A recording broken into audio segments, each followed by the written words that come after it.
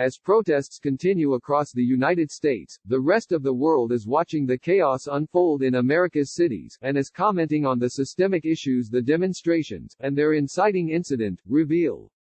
The death of George Floyd, a 46-year-old unarmed black man who died in Minneapolis, Minnesota, after a white police officer pushed a knee into Floyd's neck for nearly 9 minutes, has garnered international attention, as have the sometimes violent protests that have erupted in the U.S. Demonstrations in solidarity with Floyd protesters popped up in cities like London and Berlin, and world leaders, allies and foes of the U.S. alike, have commented on the violence across the country. Here is a look at how the world is reacting. Hundreds marched in London on Sunday to protest the death of Floyd, defying the United Kingdom's coronavirus lockdown restrictions that prohibit mass gatherings. Demonstrators gathered in Trafalgar Square in London, kneeling in unison at 1 p.m. local time to honor Floyd. Protesters, some in masks, held up signs with slogans such as "Justice for George Floyd" and chanted, "Black Lives Matter." Standing in solidarity with Floyd, some protesters also called out injustice and racism in the UK. Some protesters marched through London to the U.S. Embassy there. Hundreds also marched in Manchester, UK, on Sunday, and more protests are expected in the UK this week. Protesters also surrounded the U.S. Embassy in Berlin on Saturday, the crowd chanting, "Black Lives Matter." Toronto also saw demonstrations on Saturday, which largely focused on Regis Kurchinska-Paquet, a 29-year-old Toronto black woman who, according to police, fell from her balcony while police were at her home last week. Officers responded to a call about a domestic incident at her home on Wednesday night, but the circumstances leading up to her fall are unclear. An investigation is underway. Demonstrations in support of Kurchinska-Paquet merged with calls to end racism in Canada, the U.S., and around the world. Police are still investigating the death of Kurchinska-Paquet, and protesters held up signs that read, "Justice for Regis." A group of Black Lives Matter demonstrators also gathered outside the U.S. consulate in Milan on Thursday to protest Floyd's death. A graffiti mural in Milan read, "I can't breathe," a reminder of Floyd's pleas to police. Floyd's death and the aftermath, the massive peaceful protests and the violence, both from within the crowds and the police, have laid bare, once again, the United States' deeper structural problems with racism, police brutality, and injustice. And world leaders are using these problems to address their own ends, with many allies seizing upon them to plead for a more just and equitable society, as adversaries highlight them to score propaganda points. Canadian Prime Minister Justin Trudeau remarked on Floyd's death and the protests at a press conference on Friday. Many Canadians of diverse backgrounds are watching, like all Canadians are, the news out of the United States with shock and with horror, Trudeau told reporters. Anti-black racism is real. It's in the United States, but it's also in Canada, and we know people are facing systemic discrimination, unconscious bias and anti-black racism every single day, said Trudeau, who added that Canada also had work to do. Trudeau himself was embroiled in allegations of racism last year, after photos emerged of the Prime Minister wearing blackface and brownface. And protesters marched in Toronto over the weekend against racism, in protests that included calling for justice for Kurchinska-Paquet.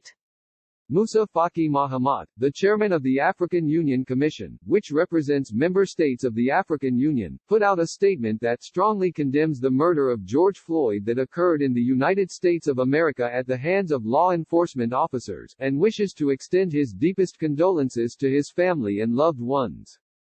The statement added that Mahamat encourages the authorities in the United States of America to intensify their efforts to ensure the total elimination of all forms of discrimination based on race or ethnic origin. UK Foreign Secretary Dominic Raab declined to directly address the protests or Trump's response. "I'm not going to start commenting on the commentary or indeed the press statements that other world leaders make, or indeed the U.S. president," he told Sky News on Sunday. Footage of what happened to George Floyd was very distressing, as has been the scenes across America of the rioting and some of the violence. He added that he wanted to see the de-escalation of all those tensions and Americans come together.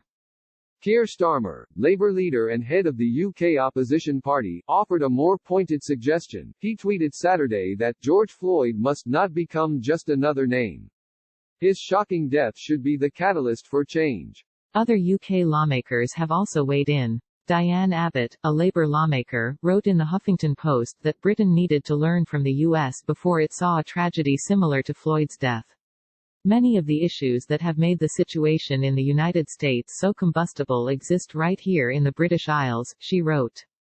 Images of buildings burned and looted, images of police and protesters clashing, and images of journalists under attack by rubber bullets and tear gas, has also revealed, in some instances, an uncomfortable hypocrisy within the U.S. on human rights and freedom of speech.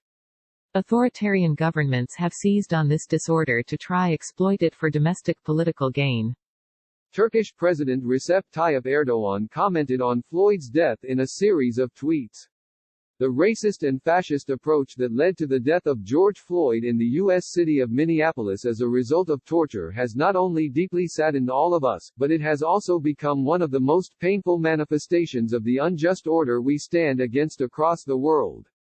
Erdogan, who has purged the military and civil service of his perceived enemies, detained dozens of journalists, and led a targeted campaign against the Kurds, claimed that he would continue to fight to protect the rights of all of humanity without any discrimination based on race, color, religion, language or faith. Iranian Foreign Minister Javad Zarif posted an obviously edited version of a U.S. State Department press release, swapping the U.S. in for Iran.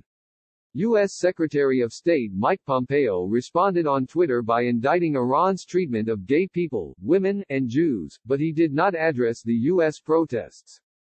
Russia, which tried to stifle pro-democracy protests last year, also weighed in. This incident is far from the first in a series of lawless conduct and unjustified violence from U.S. law enforcement, the Russian Foreign Ministry said in a statement. American police commit such high-profile crimes all too often. And then there's China, which seized on the U.S. protests to push back on America's stance on Hong Kong. This week, Pompeo declared Hong Kong no longer autonomous because of China's encroachment on the territory, citing, among other things, the use of tear gas and mass arrests against peaceful demonstrations.